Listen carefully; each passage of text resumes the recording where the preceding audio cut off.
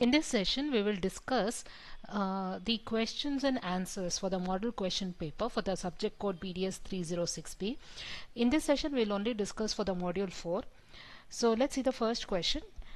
Develop the Python program to read NumPy array and print the sum, mean and standard deviation.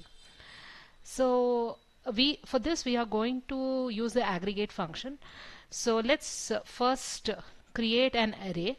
So first of all, what's an aggregate function? See, aggregate functions are those functions that performs an operation on a set of values.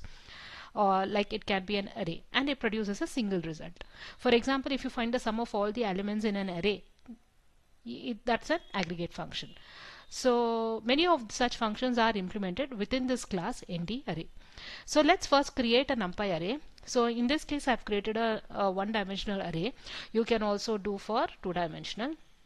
So how do you create a one-dimensional array? np a is equal to np.array and give some 5 values. It's a list of values, so give within square brackets, and the entire list should be given within parenthesis. Then how do you calculate the sum? A.sum. Just call the function for the a. Then to find the minimum value, which is a minimum value here, you just have to call the min function, a.min. To find the maximum value, you can call a.max. To find the mean, you call a.mean. And to find the standard deviation, you call the a.standard deviation function. So this was a question for 5 marks. So one thing, remember, any question asked in this entire subject, you have to support your answers with programs and expected output. Right? Explain the concept in theory in points as much as possible. Then give the program, and each line of the program, if you give a comment, that would be very useful. And please also write what is the output of that program. Only then you can fetch full marks. Now the next question is how n-dimensional array differs from list. And you have one more question. Demonstrate the concept of creating an array, intrinsic creation of array, and d-type option. So let's first look into the first question. How ND array? This is a 10 marks question. So the marks can be distributed as 3 marks, 2, 2, and 2 for each one of them. Okay. So first question, how n-dimensional array differs from the list. So first explain what is ND array and then come to the difference. Okay, see, the whole NumPy library is actually based on one object that is called as ND array. ND array stands for n-dimensional array. So this object, that is the ND array, is actually a multi-dimensional homogeneous array. It has a predetermined number of items. It is called homogeneous because virtually all the items within this are of the same type and of the same size. Okay, so ND array is called homogeneous because it is of the all the items are of the same type and same size. What do you mean by type? The data type. If you actually go and check the type of the NumPy object, it will give the type as D type. Okay, so all the items within this NumPy array will be of the type D type. So each ND array is associated with only one type of D type. Now, if you want to find the number of dimensions in this ND array, it is defined by the shape, and you can also have a tuple of n positive integers that actually specifies the size. Now coming to the question, what's the difference between ND array and list is, there is one main difference. This ND array, the size is fixed. Okay, the NumPy array size is fixed. That means once you define the size at the time of creation, it remains unchanged. Okay, whereas list can grow or shrink in size. So this is the main difference. ND array size is fixed. Once you created that size at the time of creation, it remains unchanged. But list can grow or shrink in size.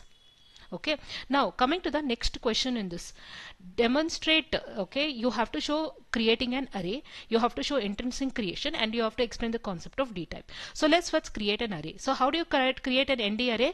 Just write this, a is equal to np.array. Okay, but before this I have not given here, you have to say import NumPy as np. This you have to do. Fine. So you have to do before this import NumPy as np. Fine, you have to write this, and then you write, because you have to import the module, otherwise it will give you an error. And then you say a is equal to np.array and then give any values. I am creating here a monodimensional array, and you display value of a. So when you display, you get something like this. You get the array.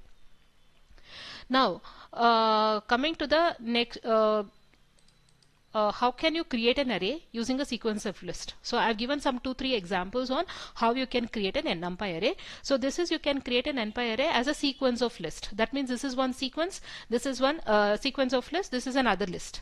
I have list 1, this is list 2. How do you identify? Because it's enclosed within square brackets.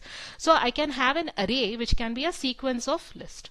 So np.array enclose these two lists within parentheses. Okay, and these two lists again has to be enclosed between square brackets. Please note these brackets.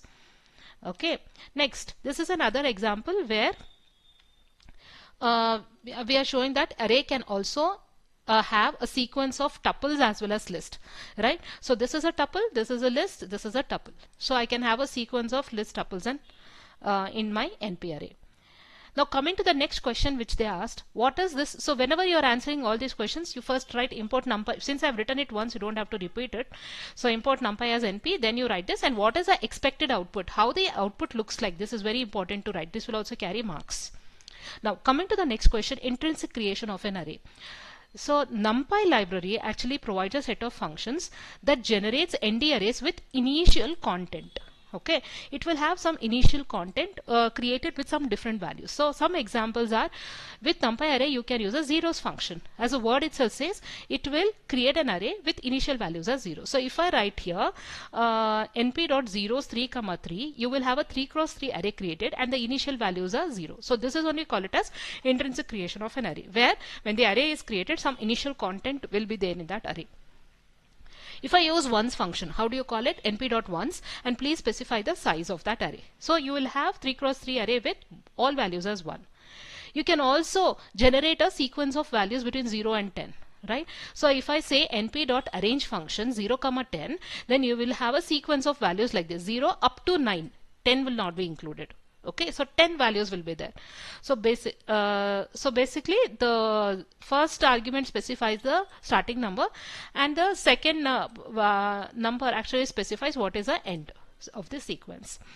And suppose instead of starting number I can also give 4. It need not be 0, right? So if I give 4, then what happens? 4, 5, 6, 7, 8, 9. As I told you, the last number will not be printed. It will be 1 minus. Next, you can also generate a sequence of values with precise intervals between them. So suppose in np.arrange function I give 3 numbers. 0 will represent the beginning number, 12 will represent the ending number. Of course 12 will not be printed, it will be 11 only, up to that it can go. And 3 is the gap. So what would be the numbers that I get? What is the output that you get? 0, 3, 6, 9. So that is why I am saying every function or every program you write, you have to write the output. Otherwise it doesn't make sense. Then third argument, you can also have a float. So that means the difference between these values are 0.6.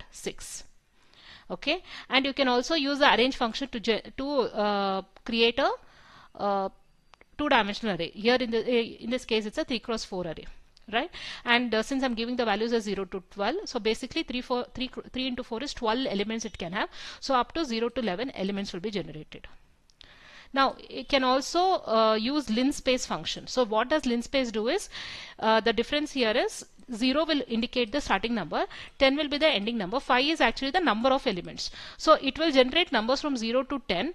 It will have 5 numbers generated between 0 to 10, and it will equally divide it. Okay, it will equally divide these numbers. So I want 5 numbers here. So 0, 2.5, 5, 7.5, 10. But remember here 10 is included. And then this is a very common function. We are always using this np.random.random of 3. So what does it do is, it will generate a 1-dimensional array of 3 elements, right? And random numbers are generated. Every time random numbers will be there. And you can also create a multi-dimensional array of using this random function 3 cross 3. So what happens here? 3 cross 3 array is created with random numbers. See, I have taken a lot of examples here.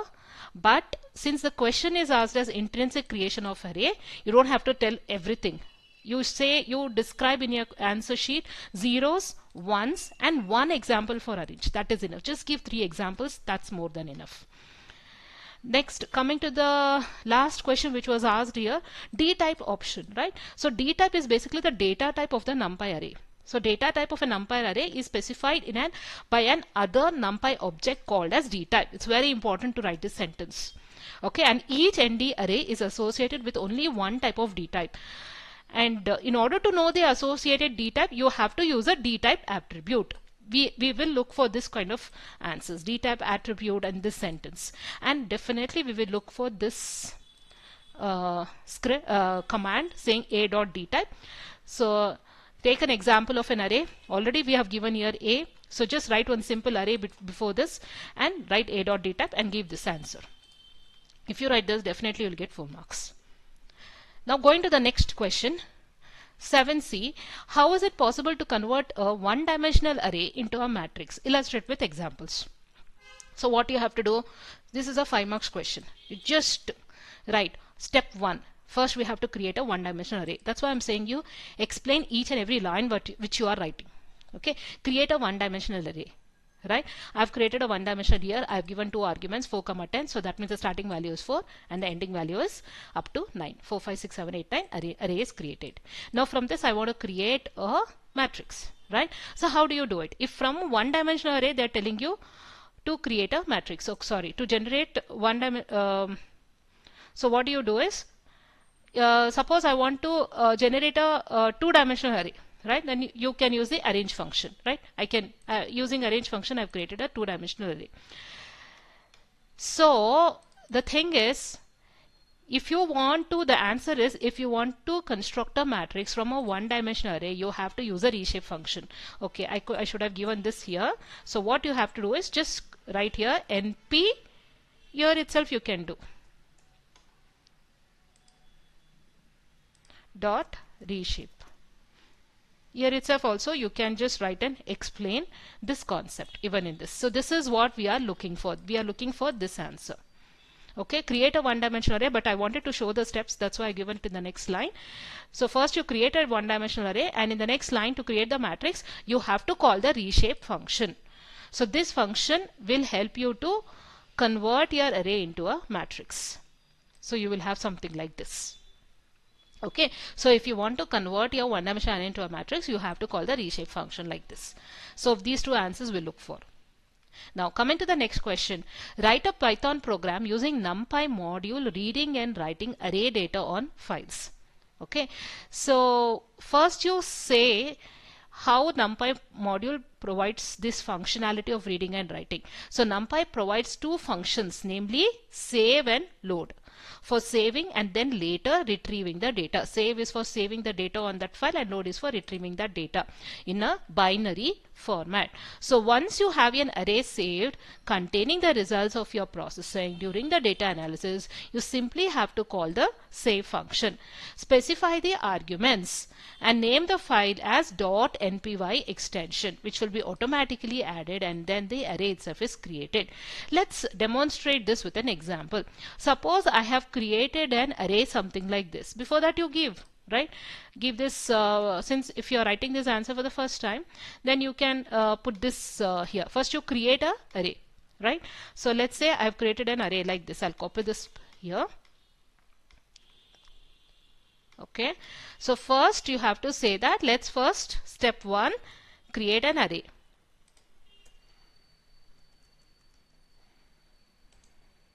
Okay, this is the first step. Data is equal to something like this. I have created an array. Of course the numbers are different here. Then this is the array which I have created. Now I want to copy this into a file, right? I want to create a file. So how do you do? Call this function np.save. And this is the file name and this is the data. So what happens, a file with the name saved underscore data will be created, and whatever the contents of data is there is gone into this, right? And you have to write here, write what this statement means. And then later if you want to retrieve this file, then you just call the np.load function. Automatically when the file is created, .npy extension would be added even if you don't write it. But when you are loading, you have to write it. You have to say np.load saved underscore data.npy. Let me put this data to another variable, and if you see the answer, this and this should be same. That's why I don't want to write this here. I'll just say I'm just creating a function like this. Okay, so this is what happens. Okay, I'll just quickly revise. First you create a NumPy array, let's say using the random function, demonstrate what is the value in that.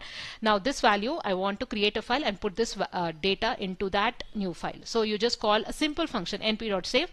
One argument, first argument would be the name of the file which you want to create, and the second one would be this data. And then explain what happens in this line. Then you call the np.load function to retrieve this value from this file, and the file name .npy extension would be automatically added in this np.save. Put it into a variable called as loaded_data. If you open this variable and see, if you do see the contents of this, it would be the same.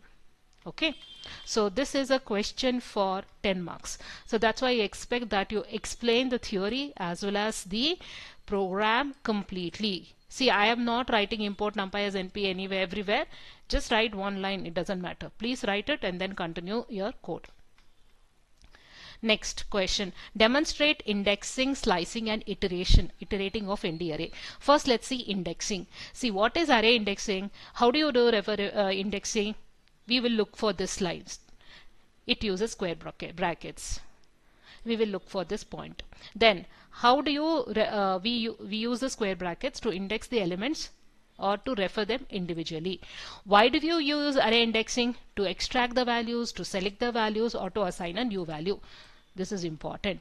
And then we will look for this diagram explanation. So if an array is created like this, you have to show the arrow mark. So that means this arrow mark going to the right is showing positive indexes. This arrow mark going to the left is showing the negative indexes. We will expect this diagram. Okay, and tell that this is the indexing of an n-dimensional monodimensional array, ND array, which is monodimensional. This is unidimensional, right? Now, how do you do the indexing? If I want to access a single element of an array, how do you do? First, you create an array. Okay, np.arrange, I have called 10, 16, and then display what is in this array. Do this, and then if I want to access a single element, this is the command. Right, within square brackets, if I give 4, so which is 4? 0, 1, 2, 3, 4. 14 will be displayed. This is important. Next, negative indexing. They will ask or not. You have to explain. What is negative indexing? Right? You just write in sentence. The negative indexing starts from the right side. It will start from -1. It will go on increment by -1. Then what is a of -1? You show. What is a of -6? You show. A of -1 is this element. A of -6 is 10. And this is the output. Okay, and you also have to give one more example. If I want to select multiple items, can I do it? Yes. If I say within two square brackets 1, 3, 4, that means I'm trying to access this 11, a of 1, a of 3, a of 5. I can do indexing for for more elements at the same time. Multiple items can be accessed like this. And also take a simple example. Just create a 2 by 2 matrix array like this, and then say if I want to index this, yes, that is also possible. Okay, but I think this is enough. When they ask us indexing, it's just enough that you write this theory, you write this diagram, give these 3 examples. That's more than enough. Okay, because it's just for 3 marks. Write this example 1, write this example 2, write this example 3. 4 is also not needed. Okay, now coming to slicing. Now slicing is basically why we do. We look for this, extract portions of an array. We will look for this point. Okay, and how do you do this? We use this colons here. This is very important. So after you explain what is slicing here, which you can refer now in this text, give examples. What is the first example? To extract a portion of the array. So construct an array, right?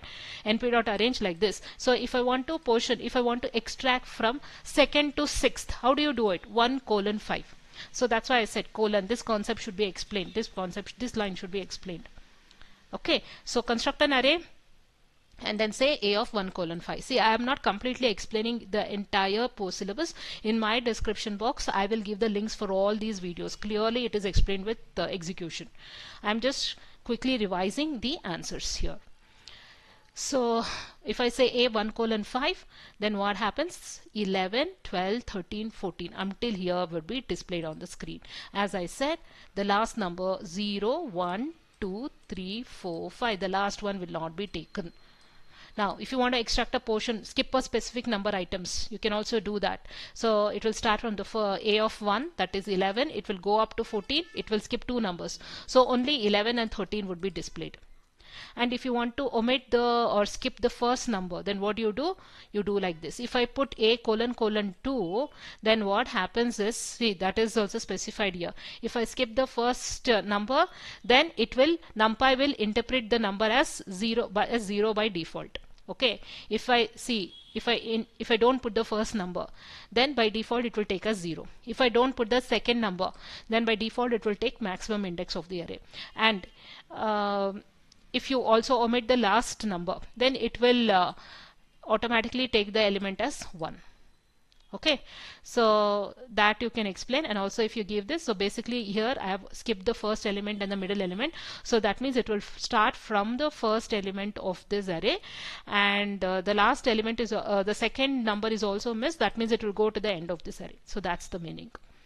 Okay, so give 3 examples here, that is enough. For slicing you give 3 examples, for indexing you give 3 examples, you'll get good marks. Now any of these examples you give. Okay, just give 3 or 4 examples, that's more than enough. For unidimensional, completely explain, that's enough. Okay, so you can look at all these examples, you just go through these examples. All these have been explained in the presentation in the other YouTube video which I have put in the description box. Now coming to the last part of this question, iterating through an array. So how do you iterate through an array? So you can do it using the for loop on a dot flat function. So you have to explain this a dot flat function. So first you create a 2-dimensional array like this. So I've created a np dot arrange 10, 9, 3 cross 3. So 10 to 18 numbers will be automatically added to our 3 cross 3 array. Now I'm making an iteration element by element. So if I want to do iteration element by element, then I have to use the for loop on a dot flat. Okay, so when I say for item in a dot flat colon print item, then what happens is all the elements of this array 10 up to 18 would be printed on the screen. You have to write this. Okay, so that's why we say that this is an iteration element by element. If you give this example, it's good. Okay, 10, 11, 12 up to 18 would be described. Suppose I say for row in a print row, then row wise it will be printed. If you give these 2 examples, it's enough. So if you just give the name of the array here, then row wise, right, it will be printed. Give these 2 examples. Fine. So now coming to the next question, how the arrays can be manipulated using the NumPy module. Now this is about array manipulation. You have to illustrate this for 5 marks. I have given more examples, but for explain the concept, give 2 examples. That would be good enough.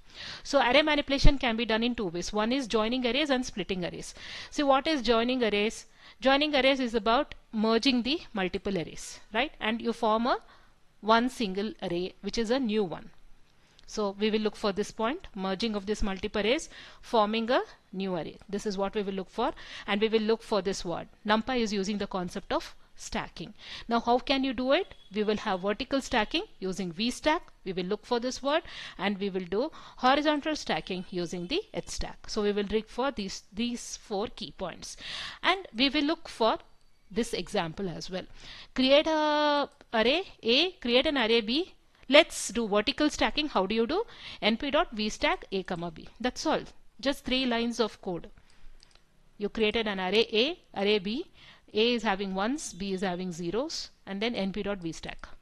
Okay. And then you have to write. You have to tell what is the output.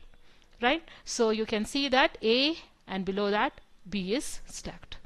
Horizontal stacking, same thing for A and B. If you do, A is on the left side and B is on the right hand side. You have to give the output, otherwise it doesn't make any meaning. There's also a concept of column stack and row stack. So what happens in column stack is, now I will be doing on more than multiple arrays, right? More than 2. Suppose I have A, B and C. Then how do I do it is, see, these are all one-dimensional arrays I have taken. So here A is there. Because this is column stack, what happens is the columns are stacked, like you can see this, right? 0, 1, 2 is arranged like a column, B is arranged like a column, and next to that C is arranged like a column. If I use row stack, then it is you have A row, B row, and then you have C row. So this, if you give, you get full marks. Then splitting of arrays. So basically this is just the reverse, where you are dividing an array into several parts, right? So for that you will be using hsplit function. You have to write this, and you are using vsplit function. We will look for these keywords. That shows us that you know it, and if you write the code, it means that you completely know it. So write an array, write 4 cross 4, then display this array. Then I'm going to say how you're going to split this array. Now I have to split this array. So if I want to split it horizontally, right? How do you do it? To split the array horizontally, this is the function. I say np.hsplit. I just say a comma 2. If I say a comma 2, what happens is it will be split into two 2 cross 4 matrices. And you have to say, that's why this has to be written to 2 matrices B comma C. So this is B and this is C. And how it is split, that you have to show correctly, right? So 0, 1, see, first 2 columns will be there in B and C would be having this value. I'll just show in one line. C. So this is B and this is your C. You have to show this. Vertical split. How do you do split it vertically? Again, if I do it with just the same thing, change H to V. And how you get this output. See, all this has been explained in the videos. I will give the links in the description box. But this is what answers we are looking for. Okay. So this was about module 4. I have covered the module question papers questions in this presentation, in this video. Next session I will start with the other modules. Thank you.